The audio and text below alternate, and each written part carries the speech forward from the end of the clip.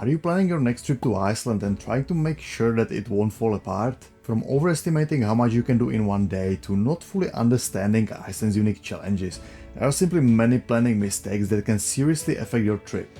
And in this video I'm going to cover 8 of those mistakes, and so by the time you are done watching this, you'll know exactly what to watch out for. These tips can save you some time, money, and even your whole trip, and so let's dive in.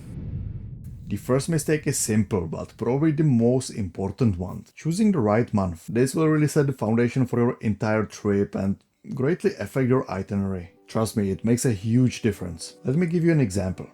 Just imagine that you've landed in Iceland. You are excited to explore, but soon you realize it's 10 AM and it's still dark. The clothes you packed aren't enough to handle the cold winds, and before you know it, it's 4 PM and it is getting dark again. On top of that, the roads to the places you plan to visit are closed. Or the exact opposite happens. You arrive and realize on your first day that the sun doesn't really set at all. Suddenly, two things at the top of your list, seeing the northern lights and exploring natural ice caves, are completely off the table. You see, every month in Iceland has its own challenges. What I always recommend is to basically check the sunrise and sunset times before you even book your trip.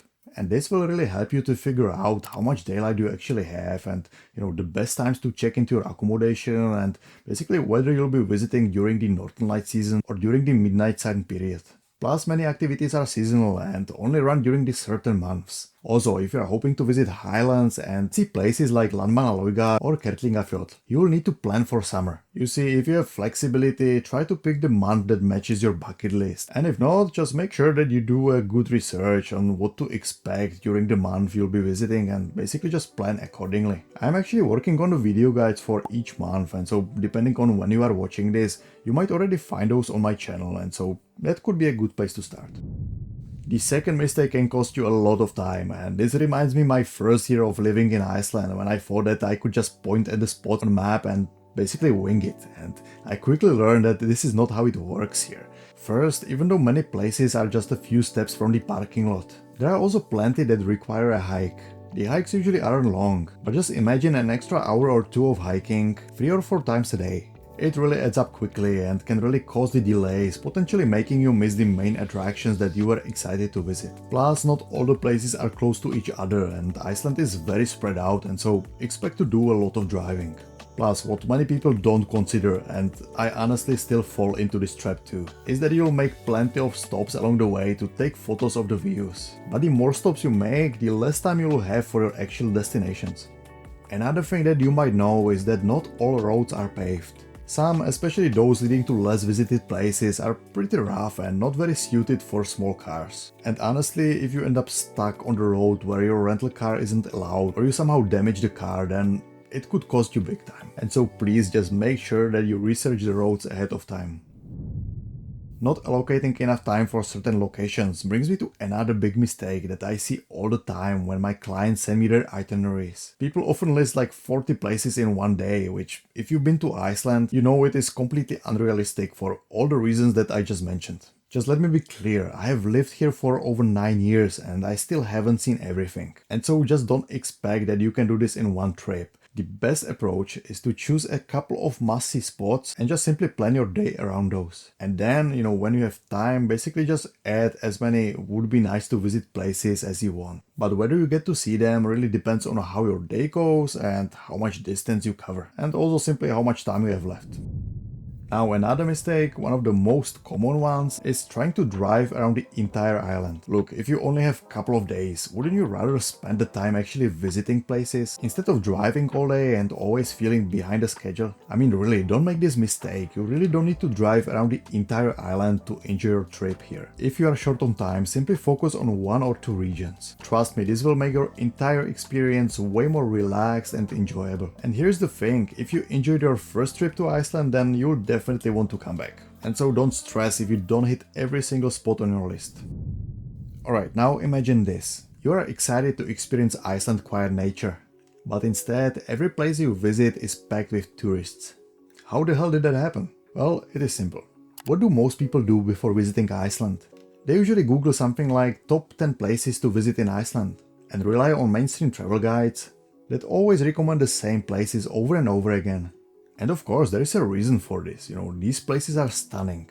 And when I show you footage of Skogafos or Kirkjufjell, you instantly recognize them as Icelandic landmarks.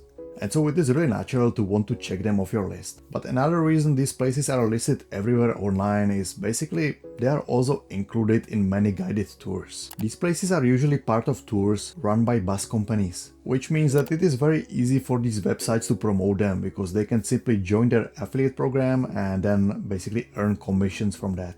And so what should you do? Well, if this is your first time in Iceland, then I would still recommend visiting all these popular places. I mean, sure, the crowds might ruin the vibe a little, but the beauty of these places, this will likely still take your breath away. However, and I cannot stress this enough, also make sure that you visit less visited places. Dig into Google Maps, check out different forums, watch YouTube videos, or you can also use my guide.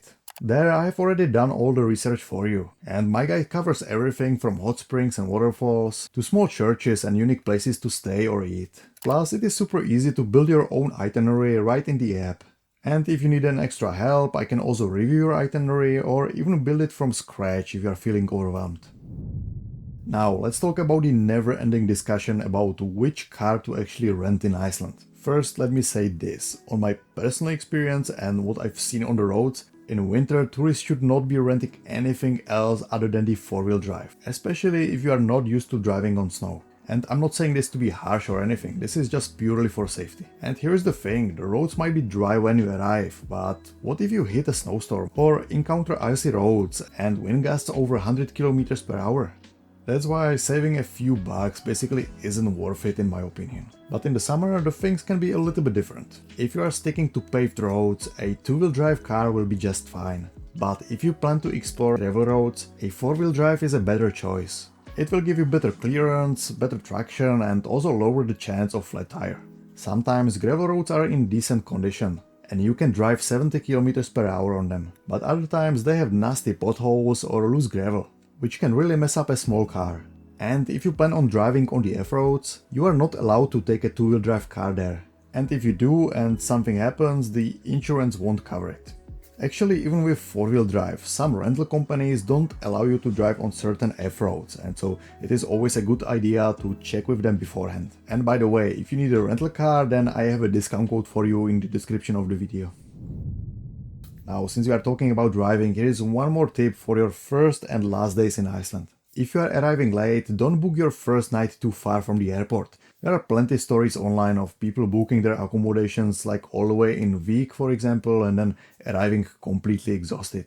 And so don't do this, just stay somewhere closer. And this is especially important if you are arriving late or, for example, traveling in the winter. It gets dark earlier and the weather might be bad, and so the drive could actually take way longer than you expect. The same thing applies to your last day, because it is just much better for you to honestly stay somewhere in Reykjavik or maybe somewhere no more than like 2 hours away from the airport. Over the years I have gotten so many messages from people who stayed in places like Akureyri on their last night, only for a snowstorm to hit and the roads to close, basically causing them to miss their flight. Again, in summer this is not much of a big deal, but still, I mean, staying near the airport on the last night will definitely give you more peace of mind. Now that you know top mistakes to avoid when planning your trip, then you should also make sure that you are ready for unpredictable Icelandic weather, and so you should check out one of these two videos next, and I hope to see you there.